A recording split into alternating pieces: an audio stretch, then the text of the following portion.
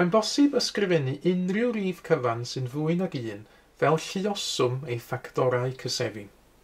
Na beth mae hyn yn ei olygu ydy ysgrifennu'r rhif, enghraifft 24 yn fan hyn, fel swm lluosi, a swm lluosi sy'n defnyddio'r rhifau cysefin yn unig, felly'r rhifau sydd efo 2 ffactor yn union. Nawr ar gyfer 24, y lluoswm ei ffactorau cysefin ydy 2 lluosi 2 lluosi 2 lluosi 3. A mae hwn yn swm lluosi. Mae yn swm lluosi sy'n defnyddio'r rhifau cysefin yn unig. A mae yn rhoi'r ateb 24. Mae 2 lluosi 2 yn 4, mae 4 lluosi 2 yn 8, a mae 8 lluosi 3 yn 24. Ond o ble ddaw hwn, sydd yn ni'n gael o? Wel, i gael lluoswm ffactorau cysefin ar gyfer unrhyw rhif, enghraifft 24, be dyn ni'n neud ydy hyn. Dyn ni'n cychwyn efo'r rhif, ac dyn ni'n meddwl am swm lluosi sydd yn roi'r ateb yma, yn fan hyn 24. Nawr, na i feddwl am swm 2 lluosi 12 i gael 24. Nawr, bob tro dyn ni'n dod o draws rhif cysefin yn y goeden ffactorau yma, a mae 2 yn rhif cysefin yn fan hyn, dyn ni'n rhoi cylch amgylch y rhif cysefin. A bob tro dyn ni'n dod o draws rhif sydd ddim yn cysefin, dydy 12 ddim yn cysefin, dyn ni'n hollti fo yn bellach. Nawr 12, un ffordd o'i hollti fo, fasa hollti fo fel 2 lluosi 6. Wedyn mae 2 yn rhif cysefin, cylch.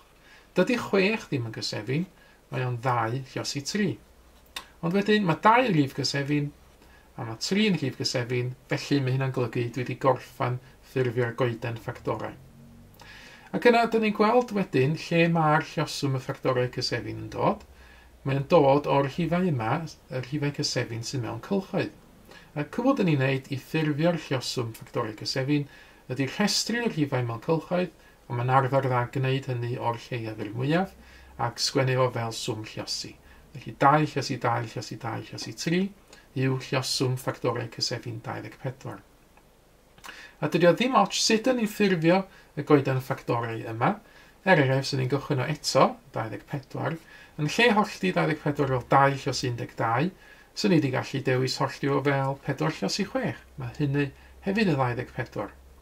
Ond wedyn, dydy 4 ddim yn rhif cysefin, hollti fo fel 2 lluosi 2, a dydy 6 ddim yn rhif cysefin, hollti fo fel 2 lluosi 3.